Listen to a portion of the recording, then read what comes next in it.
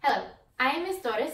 And I'm Miss McFadden. And today we are going to teach you guys how to visualize using vivid text and hopefully create your own images out of vivid text. So when I read the word cat, I don't see the individual words of C-A-T flashed in my head. Instead, I see the image of a cat. To me, the cat is orange. It has some dark stripes running down its back and green emerald eyes. I see the cat as if it were the clearest image in my head. What I am doing is visualizing the word I have read, and oftentimes when I read text, the words come together and create multiple images in my head as if I was watching a movie. It's why I personally enjoy reading so much, because it's like I'm watching a film, but through the use of vivid text and words. Today we are going to teach you how you can practice and develop your visualization skills by illustrating what you are reading and hopefully illustrate a mental image that you saw in your heads when you read The Ugly Duckling. Now, before we read The Ugly Duckling, I just want to explain again the reason why we're reading this is so you can read a vivid piece of text and be able to create mental images about it and then be able to illustrate what you have read to deepen your comprehension. Now I'm going to read for you The Ugly Duckling by Hans Christian Andersen. It was so beautiful in the country. It was the summertime. The wheat fields were golden, the oats were green, and the hay stood in great stacks in the green meadows. The stork paraded about among them on their long red legs, chattering away in Egyptian, the language he had learned from his lady mother. All around the meadows and the cornfields grew thick woods, and in the midst of the forest was a deep lake. Yes, it was beautiful. It was delightful in the country. In a sunny spot stood a pleasant old farmhouse, circled all about with deep canals. And from the walls down to the water's edge grew great burdocks so high that under the tallest of them a little child might stand upright. The spot was as wild as it had been in the very center of the thick wood. In this snug retreat sat a duck upon her nest, watching for her young brood to hatch. But the pleasure she had felt at first was almost gone. She had begun to think it was a wearisome task, for the little ones were so long coming out of their shells, and she seldom had visitors. The other ducks liked much better to swim about in the canals than to climb the slippery banks and sit under the burdock leaves to have gossip with her. It was a long time to stay so much by herself. At length, however, one shell cracked, and soon another, and from each came a living creature that lifted its head and cried, "Peep, peep." "Quack, quack," said the mother, and then they all tried to say it too, as well as they could, while they looked all about them on every side at the tall green leaves. Their mother allowed them to look about as much as they liked, because green is good for the eyes. "What a great world it is, to be sure," said the little ones, when they had found how much more room they had than when they were in the eggshell. "Is this all the world you imagine?" said the mother. "Wait till you seen the garden, for beyond that it stretches down to the pasture fields, though I have never ventured to such a distance. Are you all out?" she continued, rising to look. "No, not all. The largest egg lies there yet, I declare. I wonder how long this business will last. I'm really beginning to be tired of it." But for all that, she sat down again. "Well, and how are you today?" quacked an old duck who came to pay her a visit. "There's one egg that takes a deal of hatching. The shell is hard and will not break," said the fond mother, who sat still upon her nest. "But you just look at the others. Have I not a pretty family? Are they not the prettiest little ducklings you have ever saw? They are the image of their father, the good-for-naught. He never comes to see me." "Let me see the egg that will not break," said the old duck. "I doubt it's a guinea-fowl's egg. The same thing happened to me once, and a deal of trouble it gave me, for the young ones are afraid of the water. I quacked and clucked, but all to no purpose. Let me take a look at it. Yes, I am right. It's a guinea's fowl, upon my word. So take my advice and leave it at where it is. Come to the water and teach the other children to swim." "I think I will sit a little while longer," said the mother. "I have sat so long, a day or two won't matter." "Very well, please yourself," said the old duck, rising as she went away. At last the great egg broke, and the largest bird cried, "Peep, peep," as he crept forward from the shell. How big and ugly he was! The mother duck stared at him and did not know what to think. "Really," she said, "this is an enormous duckling, and it's not at all like any of the others. I wonder if he will turn out to be the guinea fowl. Well, we shall see when we get to the water, for into the water he must go, even if I have to push him in myself." On the next day the weather was delightful. The sun shone brightly on the green burdock leaves, and the mother duck took her whole family down to the water and jumped in with a splash. Quack, quack, she cried loudly, and one after the other the little ducks jumped in. The water closed over their heads, but they came up again in an instant and swam about quite prettily, with their legs paddling under them as easily as possible. Their legs went of their own accord, and the ugly gray coat was also in the water swimming with them. "Oh," said the mother, "this is not a guinea-fowl. See how well he uses his legs and how erect he holds himself. He is my own child. He is not so very ugly after all, if you look at him properly. Quack, quack. Come with me now. I will take you into grand society and introduce you to the farmyard. But you must keep close to me, or you may be trodden upon. And, after all, beware the cat." When they reached the farmyard, there was a wretched riot going on. 2 families were fighting for an eel's head, which, after all, was carried off by the cat. "See, children, that is the way of the world," said the mother duck, wetting her beak, for she had liked the eel's egg herself. "Come now, use your legs, and let's see how well you can behave. You must bow your heads prettily to the old duck yonder. She is the highest born of them all and has Spanish blood. Therefore she is well off. Don't you see she has a red rag tied to her leg, which is something very grand and great honor for a duck. It shows that every one is anxious not to lose her, and that she is to be noticed by both man and beast. Come now, don't turn in your toes. A well-bred duckling spreads his feet wide apart, just like his father and mother. In this way. Now bend your necks and say quack." The ducklings did as they were bade, but the other ducks stared and said, "Look, here comes another brood," as if there was not enough of us already. And believe me, what a queer-looking object one of them is. We don't want him here. And then one flew out and bit him in the neck. "Let him alone," said the mother. "He is not doing any harm." "Yes, but he is so big and ugly. He's a perfect fright," said the spiteful ducks, "and therefore he must be turned out. A little biting will do him good." "The others are very pretty children," said the old duck with a rag on her leg. "All but that one. I wish his mother would soothe him up a bit. He is really ill-flavored." "This is impossible, your grace," replied the mother. "He is not pretty, but he has a very good disposition and swims as well as the others, or even better. I think he will go up pretty, and perhaps be smaller. He has remained too long in the egg, and therefore his figure is not properly formed." And then she stroked his neck and smoothed his feathers, saying, "It is a drake, and therefore not of much consequence. I think he will grow up strong and able to take care of himself." "The other ducklings are graceful enough," said the old duck. "Now make yourself at home, and if you find an eel's head, you can bring it to me." And so they made themselves comfortable, but the poor duckling, who had crept out of his shell last of all and looked so ugly, was bitten and pushed and made fun of, not only by the ducks, but by all the poultry. "He is too big," they all said, and the turkey cock, who had been born in a world with spurs and fancies himself really an emperor, puffed himself out like a vessel in full sail and flew at the duckling. He became quite red in the head with passion, so that the poor thing did not know where to go, and was quite miserable because he was so ugly as to be laughed at by the whole farmyard.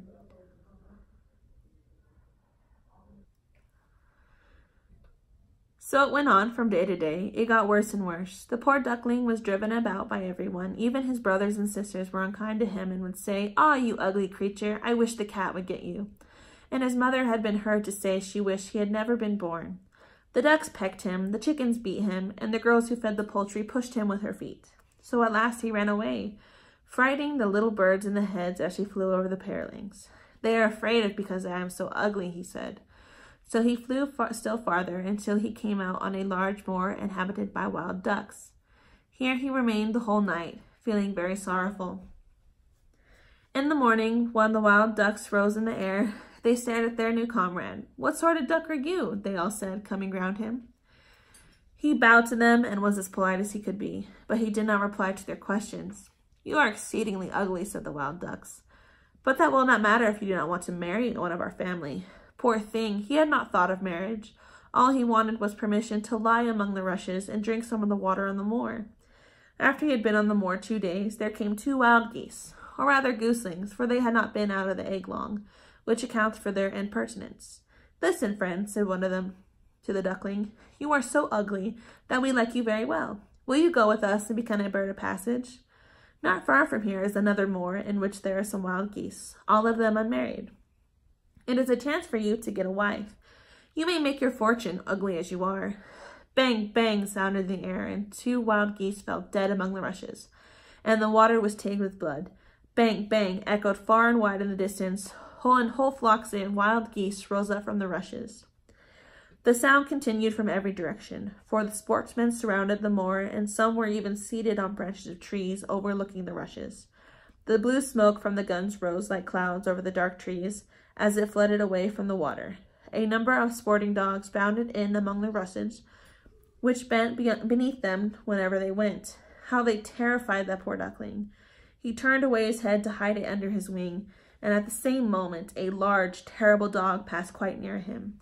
His jaws were open, his tongue hung from his mouth, and his eyes glared fearfully. He thrust his nose close to the duckling, showing his sharp teeth, and then splash, splash, he went into the water without touching him. "Oh," sighed the duckling, "how thankful I am for being so ugly. Even a dog will not bite me." And so he lay quite still, while the shot rattled through the rushes, and gun after gun was fired over him. It was late in the day before all became quiet. But even then the poor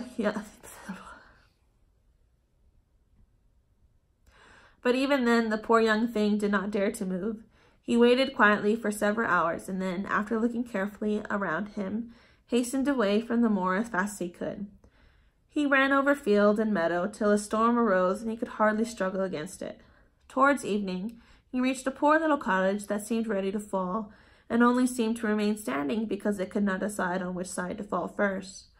The storm continued so violent that the duckling could go no further. He sat down by the cottage, and then he noticed that the door was not quite closed, in consequence on one of the hinges having given way. There was, therefore, a large opening near the bottom, large enough for him to slip through, which he did very carefully and got to shelter for the night. Here in this cottage lived a woman, a cat, and a hen. The cat, whom his mistress called my little son, was a great favorite. He would raise his back and purr, and even throw out sparks from his fur if he was stroked the wrong way. The hen had very short legs, so she was called Chicken Short Legs. She laid good eggs, and her mistress loved her as if she had been her own child. In the morning, the stranger visitor was discovered. The cat began to purr, and the hen to cluck.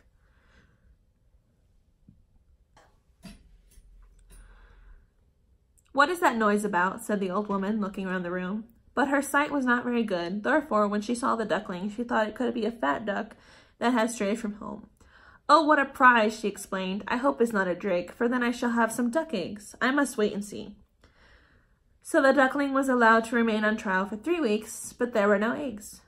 Now the cat was the master of the house, and the hen was the mistress, and they always said, "we and the world," for they believed themselves to be half of the world, and by far the better half, too. The duckling thought the others might hold a different opinion on the subject, but the hen would not listen to such doubts. "Can you lay eggs?" she asked. "No."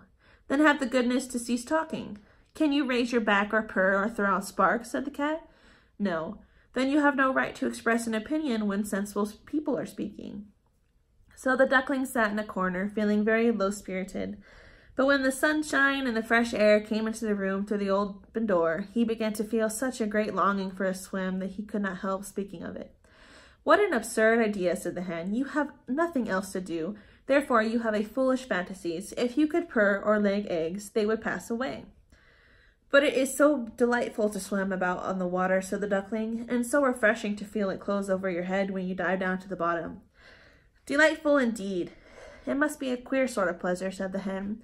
"Why, you must be crazy. Ask the cat. He is the cleverest animal I know. Ask him how he would like to swim about on the water or to dive under it, for I will not speak of my own opinion. Ask our mistress, the old woman. There is no one in the world more clever than she. Do you think she would relish swimming and letting the water close over her head?" "I see you don't understand me," said the duckling. "We don't understand you. Who can understand you, I wonder? Do you consider yourself more clever than the cat or the old woman? I will say nothing of myself. Don't imagine such nonsense, child, and thank your good fortune that you have been so well received here. Are you not in a warm room and in society from which you may learn something? But you are a chatterer, and your company is not very agreeable. Believe me, I speak only for your good. I may tell you unpleasant truth, but that is proof of my friendship. I advise you, therefore, to lay eggs and learn to purr as quickly as possible." "I believe I must go out into the world again," said the duckling. "Yes, do," said the hen. So the duckling left the cottage and soon found water on which it could swim and dive, but he was avoided by other animals because of his ugly appearance. Autumn came, and the leaves in the forest turned to orange and gold. Then, as winter approached, the wind caught them as they fell and whirled them in the cold air. The clouds, heavy with hail and snowflakes, hung low in the sky, and the raven stood among the reeds, crying, "Croak, croak." It made Out shiver with cold to look at him, and this was very sad for the poor little duckling. One evening, just as the sun was setting, amid radiant clouds, there came a large flock of beautiful birds out of the bushes. The duckling had never seen any like them before. They were swans, and they curved their graceful necks while their soft plumage shone with dazzling whiteness. They uttered a singular cry as they spread their glorious wings and flew away from those cold regions to warmer countries across the sea. They mounted higher and higher in the air, and the ugly little duckling had a strange sensation as he watched them. He whirled himself in the water like a wheel, stretched out his neck toward them, and uttered a cry so strange it even frightened himself.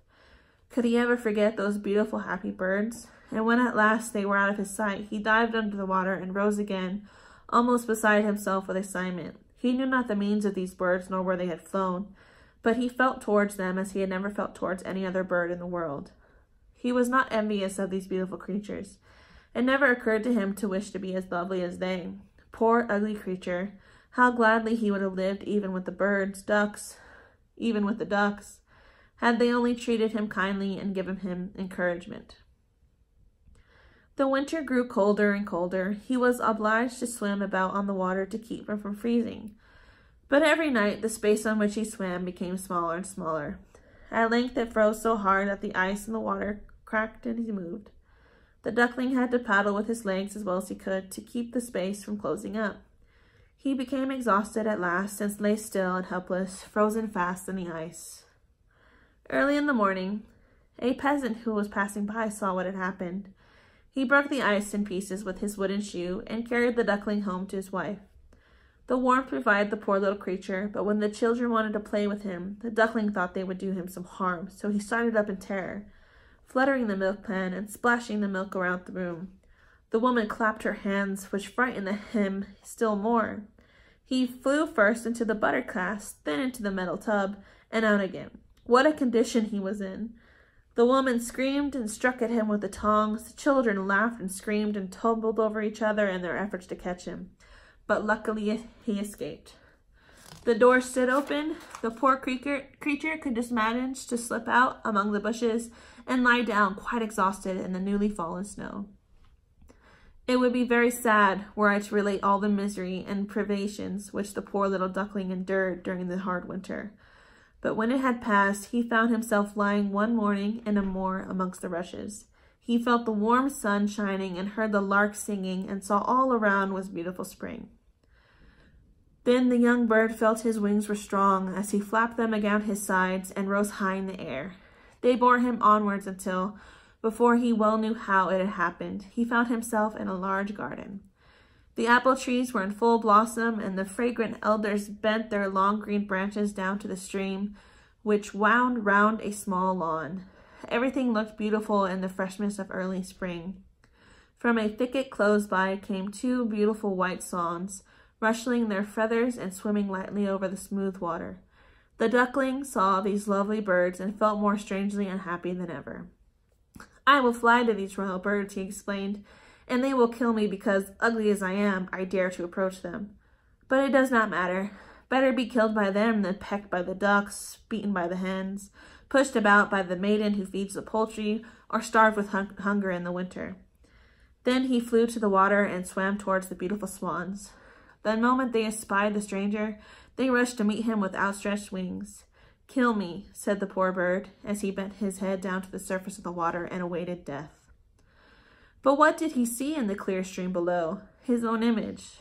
No longer a dark gray bird, ugly and disagreeable to look at, but a graceful and beautiful swan. To be born in a duck's nest in a farmyard is of no consequence to a bird, if it is hatched from a swan's egg. He now felt glad at having suffered sorrow and trouble, because it enabled him to enjoy so much better all the pleasure and happiness around him. For the great swans swam round the newcomer and stroked his neck with their beaks as a welcome. Into the garden presently came some little children and threw bread and cake into the water. "See," cried the little youngest, "there is the new one." And the rest were delighted and ran to their father and mother, dancing and clapping their hands and shouting joyously, "There is another swan, come, a new one has arrived." Then they threw more bread and cake into the water and said, "The new one is the most beautiful of all. He is so young and pretty." And the old swans bowed their heads before him. Then he felt quite ashamed and hid his head under his wing, for he did not know what to do. He was so unhappy. Yet he was not at all proud. He had been persecuted and despised for his ugliness, and now he heard them say he was the most beautiful of all the birds. Even the elder tree bent down its brow into the water before him, and the sun shone warm and bright. Then he rustled his feathers, curved his slender neck, and cried joyously from the depths of his heart, "I never dreamed of such happiness as this while I was the despised ugly duckling." Okay, so now that we have read The Ugly Duckling, I'm going to show you all the mental image that I created in my head as we read the text. So I'm going to be basing my image off the ending part of the text when the ugly duckling finds out that he's a swan and he meets the other swan in the garden where the apple trees were in full blossom and the fragrant elders bent their long green branches down to the stream that round a smooth lawn. So I'm going to do my best to create the image that came into my head when I read that section. And as I do this, I will color and also write somewhere on this page exactly where my inspiration for this illustration came from.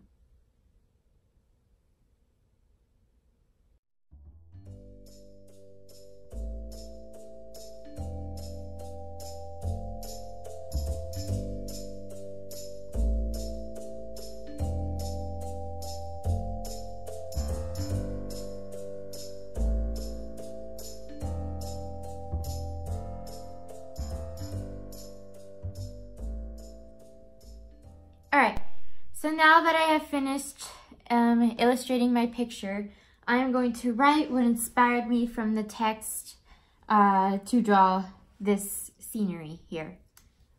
So, I was inspired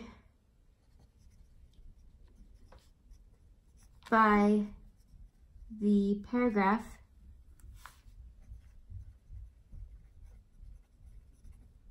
in the last page, or I should say on the last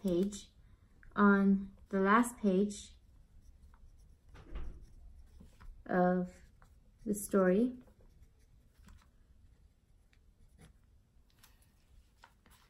To create this illustration.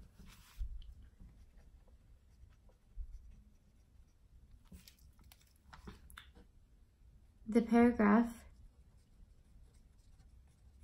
talked about blossoming apple trees,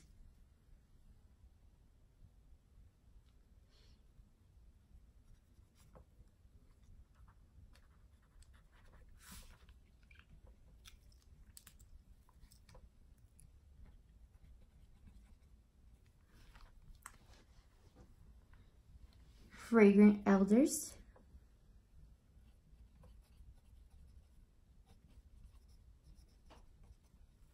and the ugly duckling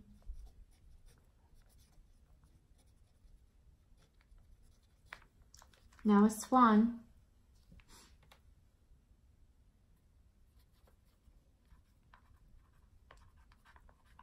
meeting the other swans. This illustration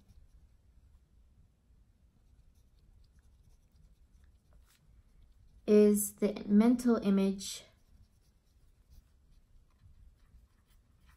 that passage inspired.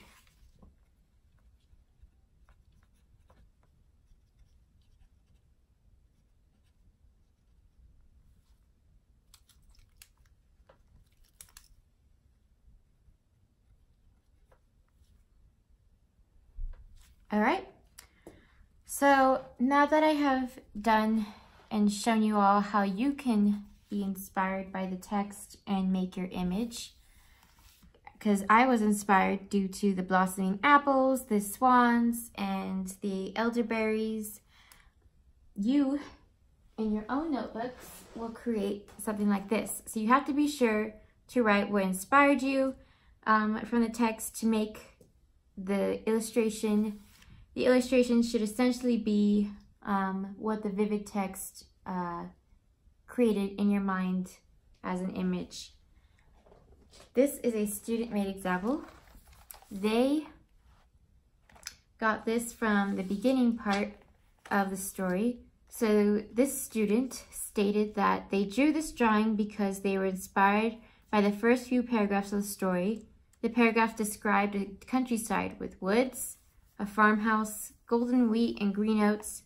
It also described where the mother duck sat on her eggs. And this is the picture they drew that was inside their head when they read that part of the passage. So now you all will have 15 minutes to create your own illustrations. Be sure that you color and that you are artistic with your drawings as much as you can. Have fun and make sure that it is the image that you had in your mind when you draw.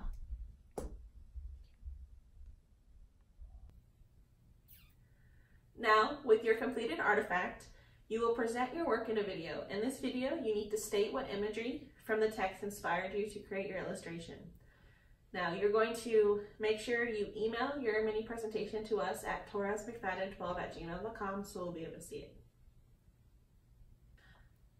Now that you have learned how to read vivid text and bring your mental images to life through your illustrations, you can use this strategy anytime you feel like you need to see what you are reading to better understand a text.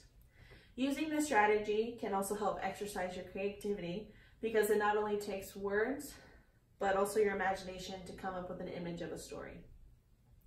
Thank you very much. Thank you. And if you have any questions, be sure to email us at torresmcfadden12@gmail.com. Bye.